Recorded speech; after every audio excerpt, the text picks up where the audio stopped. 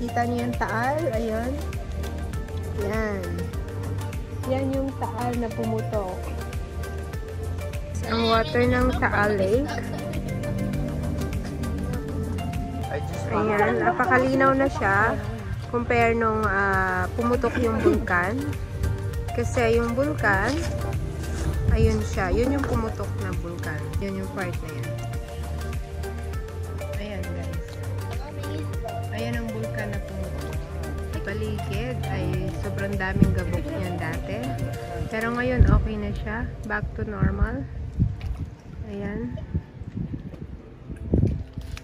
Bawal nga lang talagang pumunta ulit doon. Compare sa dati na daming tao sa ganitong panahon.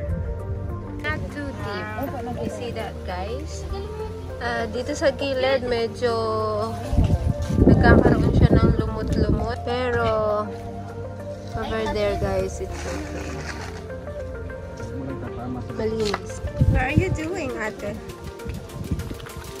Oh no. Eat. You didn't tell me that. Diyan sila na mahawakan ng water ng Taal.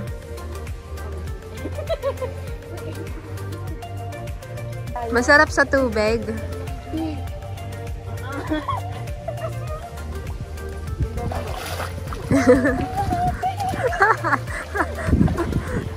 Nag-enjoy sila sa tubig, guys. So,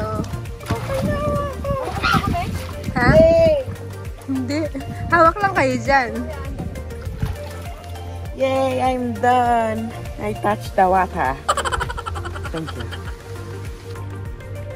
Ayan, guys. Ang bangkang pangarap ay magalayang. Pupunta na dun sa kanilang bahay.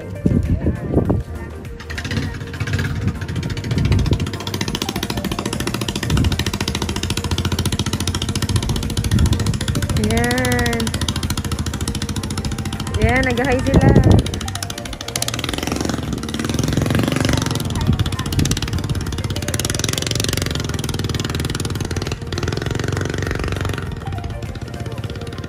Ang cute na motorboat nila. Ang liit. Nagbababay si ate pa. Nagbababay si ate. Noon kasi sa mga karating. Dali lang. Doon na nga sila. Dito lang sila kanina.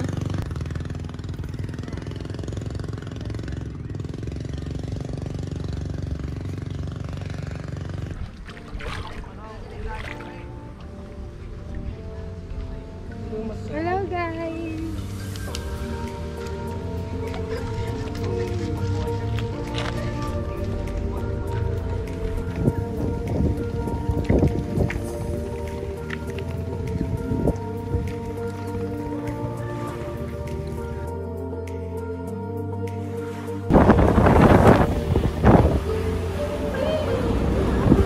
So guys, dito tayo sa palengke ng Balete.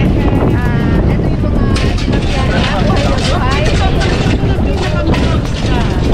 Ito yun nasa tabi ng dagat. 125 lang. Malaki. Malaki pa muna palad ko. Ano gaya mo? Yan. Yes, ate, magkano yung tilapia? 125 lang, madam. 125 daw guys, sa kilo. Ano po? Nahinga pa siya, nahinga.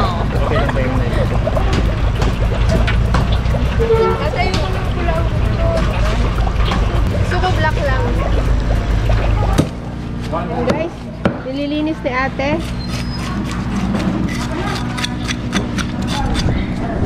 Galing ni ate maglinis. Wonders of clean. Opo. Yung guys, tinatanggalan niya yung mga Gills, pins.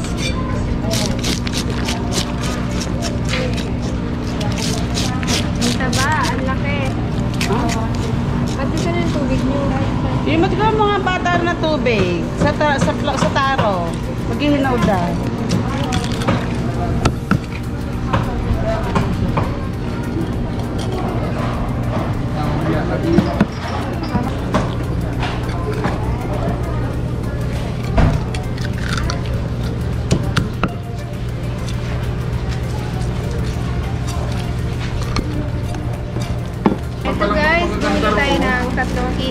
Buhay na tilapia. Ayan. Si ate yung nagtitinda. Hello.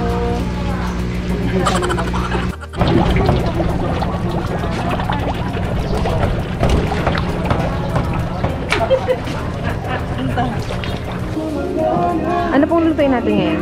Sinigang sa miso. Yun. Luluto tayo ng sinigang sa miso.